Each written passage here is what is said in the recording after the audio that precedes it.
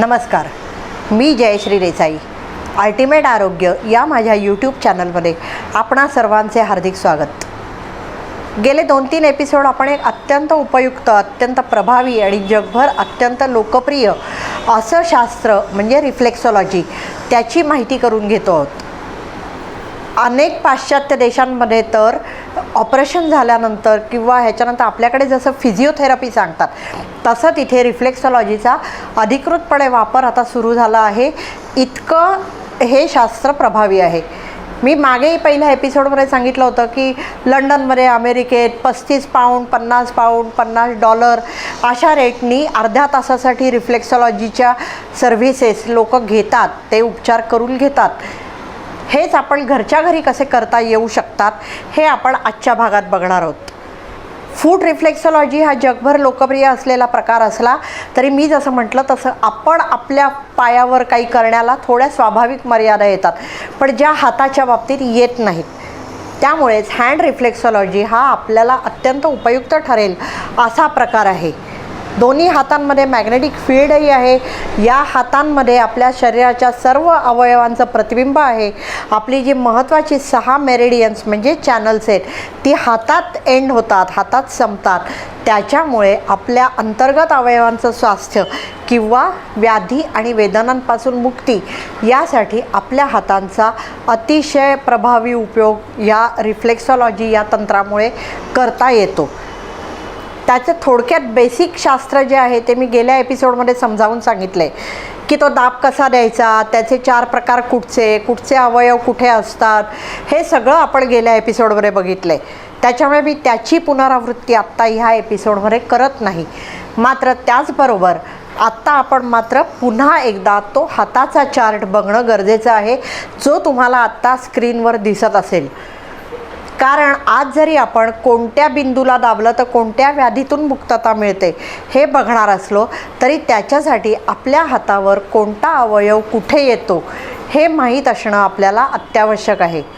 आणि त्याच दृष्टीने मी आता तुम्हाला पुन्हा हँड रिफ्लेक्सॉलॉजीचा चार्ट तुमच्या स्क्रीनवर दिसतो आहे, तो दाखवते आहे. त्याच्यात आपण नीट बारकाईने बघून घ्या की कुठचे अवयव कुठे आहेत हे आपल्या लक्षात येईल. आणि त्याच्यानंतर पुढे मी जे आत्ता जे बिंदू आपल्याला सांगणार आहे त्याचा आपल्याला उपयोग करता येईल. हा जर चार्ट तुम्ही बघितला असेल तर बोटापासून, बोटांच्या टोकापासून ते इथपर्यंत आणि मागच्या साईडला सुद्धा काही अवयवांचं प्रतिबिंब आपल्याला त्यात पडलेलं दिसतं. त्यामुळेच हातावर पुढे आणि मागे काही बिंदू असतात जे आपल्यासाठी अत्यंत उपयोगाचे असतात. आता जर बोटांची पेरं घेतली, बोटांची टोकं घेतली ही, तर ह्या टोकांवर डोकं, मेंदू, पिट्युटरी ग्लँड्स यांचा आढळ इथे दाखवलेला आहे. इथे त्यांची स्थिती दाखवलेली आहे. त्यामुळेच डोकेदुखी असेल, मायग्रेनसारखी डोकेदुखी असेल किंवा अगदी फिट्ससारखा विकार असेल, अंगदुखी असेल तर त्या सगळ्यामध्ये इथे जर दाबलं तर त्याचा आपल्याला उपयोग होतो. स्मरणशक्ती वाढवायची असेल तर त्याच्यासाठीही त्याचा उपयोग होतो. आणि बसल्या बसल्या आपण हे सहज करू शकतो. त्याच्यामुळे हे जर केलं, मुलांनासुद्धा जर करायला लावलं तर त्याचा त्यांना नक्की फायदा होईल. मी गेल्याही एपिसोडमध्ये सांगितलं की याच्यावर आधुनिक वैद्यकीय संशोधन फार झालेलं नाही. त्याच्यामुळे असे वैद्यकीय संशोधनाचे अहवाल आपल्याला पुढे ठेवता येत नाही की त्यांचा किती प्रमाणात फायदा होतो. पण लोकांचा अनुभव हा आहे की त्याचा फायदा होतो आणि त्याच्यामुळे आपणही आपल्यावर प्रयोग करून आपल्याला फायदा होतो की नाही हे आपणच जज करू शकतो. त्याच्यासाठी वैद्यकीय अहवालांची सुद्धा आपल्याला गरज नाही. त्यामुळे हे जे वरचे जे बिंदू आहेत, बोटाची जी ही टोकं आहेत, इथे जर दाबलं तर डोकंदुखी वगैरेमध्ये आपल्याला आराम मिळतो. डोकंदुखी, अंगदुखी, मानदुखी, स्मरणशक्ती तल्लख होणं, फिट्सच्या विकारात काहींना फायदा झाला आहे.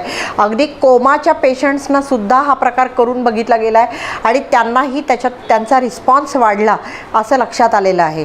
त्यामुळे ही बोटांची टोकं सगळ्या जे हँड रिफ्लेक्सॉलॉजीचे जे व्यायाम आहेत ते दोन्ही हातांना करायचे. त्याच्यामुळे कोणत्या हाताला हा प्रश्नच नाही. किमान 5 श्वासाची आवर्तनं होईपर्यंत तरी ते आपण करावं. जेवढा वेळ असेल त्या प्रमाणात, दिवसातनं 2दा 3दा 4दा कधीही केलं तरी चालतं. ह्याच्यात धोका तर काहीच नाही आहे. त्याच्या खालची जी आपली ही पहिली पेरं आहेत बोटांची, इथे सायनसेस असतात. अनेकांना आपण बघतो की सायनसचा विकार असतो आणि त्याच्यामुळे त्यांना खूप त्रास सहन करायला लागतो. काहींच्यात अगदी नाकातून रक्त येण्यापर्यंत स्थिती होते. त्यामुळे हे असं जर इथे दाबलं तर सायनसच्या विकारावर फायदा होतो. हे दाब कसे द्यायचे हे मी गेल्या एपिसोडमध्ये दाखवलेलं आहे. त्याच्यामुळे त्याचे 3-4 प्रकार आहेत दाब कसे द्यायचे ते बघा तुम्ही, जर बघितलं नसेल तर.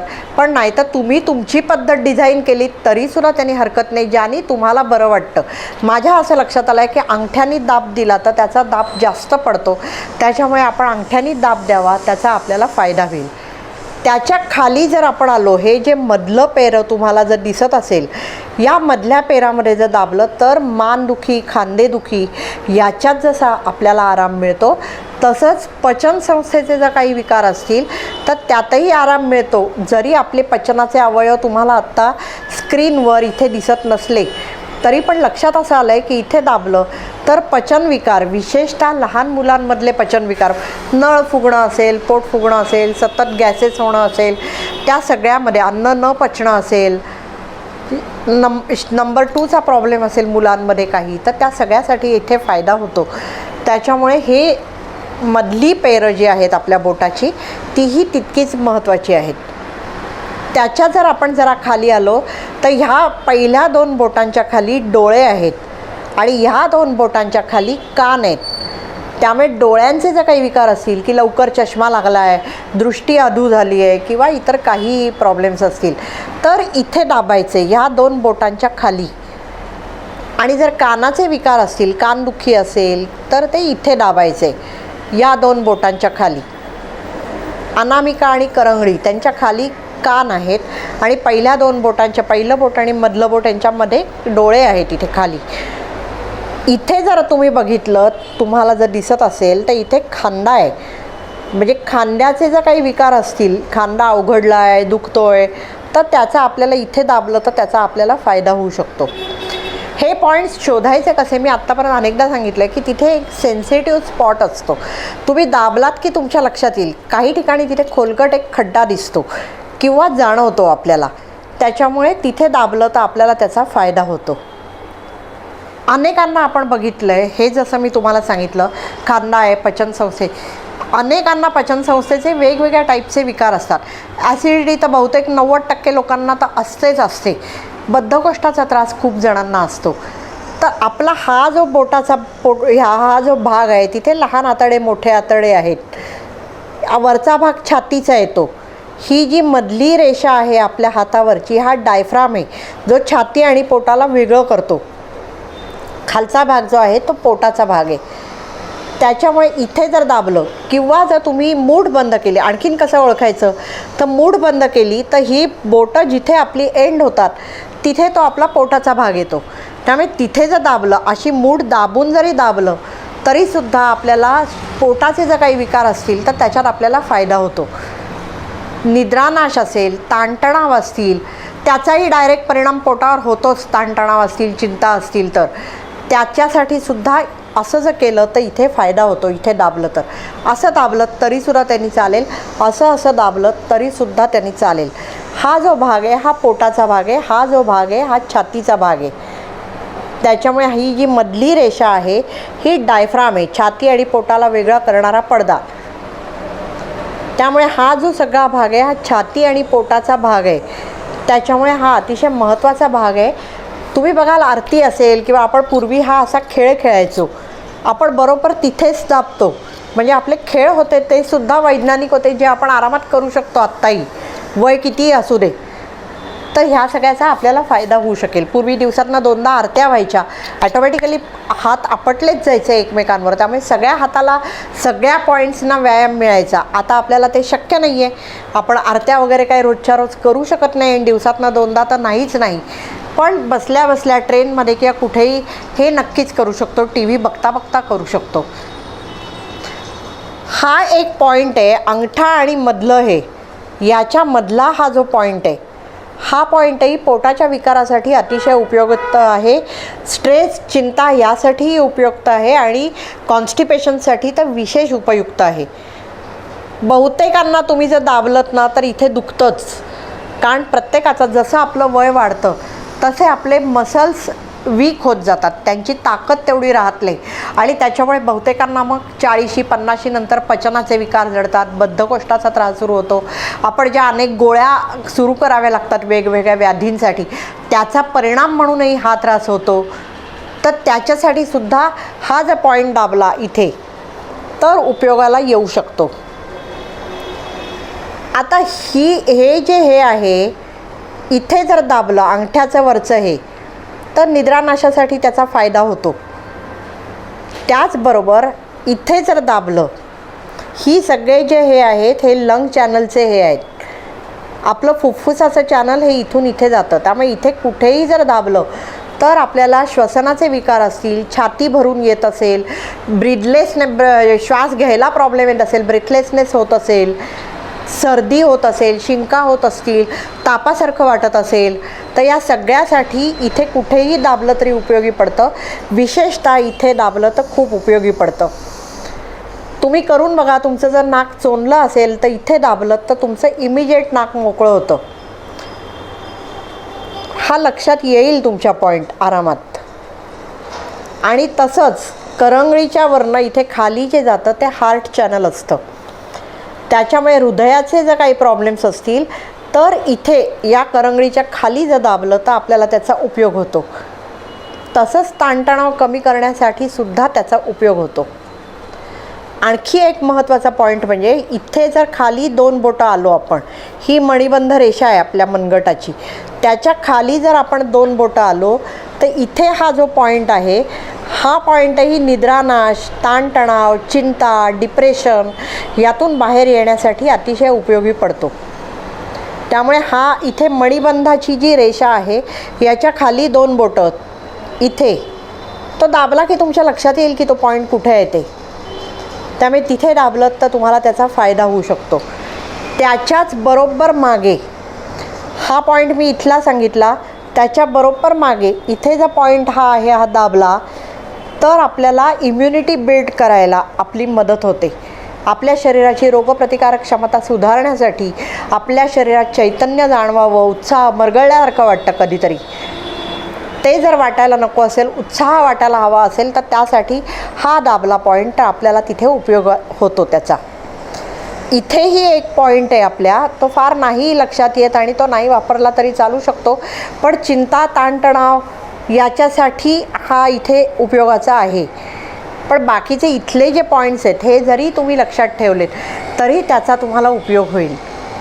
हे दोन्ही हातांवर करायचे आहेत, कारण मी मागे म्हटलं नर्व्स क्रॉस होतात आपल्या मानेमध्ये, त्यामुळे उजव्या साईडच्या डावीकडे जातात, डाव्या साईडच्या उजवीकडे जातात. त्यामुळे इथे दाबलं तर माझी उजवी नाकपुडी उघडेल, इथे दाबलं तर माझी डावी नाकपुडी उघडेल. त्याच्यामुळे दोन्ही हातांना ते करायचं आहे. त्यामुळे हे असं बसल्या बसल्या आपण करूच शकतो दोन्ही हातांना. तर त्यामुळे काही वेळेला बोटं दाबून उपयोग होतो, काही वेळेला हे असं करून उपयोग होतो, बोटं खेचून उपयोग होतो. तुमच्या लक्षात आलं असेल तर लहानपणी आपण हे सगळं करायचो, ते आपल्या कामाच्या धबडग्यात आपण सगळं विसरून गेलो आहे. हे असं दाबलं जरी तरी आपोआपच डोळे आणि कानाचे अवयव दाबले जातातच ना ते पॉईंट्स. त्यामुळे हे सगळं जर केलं, हातावरही आपोआप दाब पडतो असं जरी केलं तरी. त्याच्यामुळे हे सगळे अतिशय उपयुक्त असे हे आहेत. तुम्ही करून बघा, तुम्हाला त्याचा नक्की फायदा होईल. ही अशीच माहिती घेऊन मी दर रविवारी आपल्या भेटीला येणार आहे. मात्र ती आपल्याला मिळावी, ती चुकू नये यासाठी आपण हे चॅनल लाईक, शेअर आणि सबस्क्राईब करणं खूप गरजेचं आहे. म्हणजे ही सगळी माहिती तुम्हाला घरबसल्या मिळू शकेल. तुम्ही ते कराल अशी मला आशा आहे. ते करा अशी माझी तुम्हाला नम्र विनंती आहे. आत्ता आपण पोटाच्या विकारांबाबत बोलत होतो. खूप जणांना पोटाचे विकार वेगवेगळ्या प्रकारचे त्रास देतात. पचनसंस्था तर बहुतेक आपल्या वेड्यावाकड्या आहार विहार या सगळ्यामुळे पचनसंस्था बहुतेकांची बिघडलेली असते आणि पचनसंस्था बिघडली की स्वास्थ्य बिघडलेलं असतं. त्याच्यासाठी एक अत्यंत चविष्ट आणि साधा सोपा उपाय आज मी आजची टिप म्हणून सांगणार आहे. आपल्या घरात सुके अंजीर असतात, नसतील तर ते विकत मिळतात सहजपणे.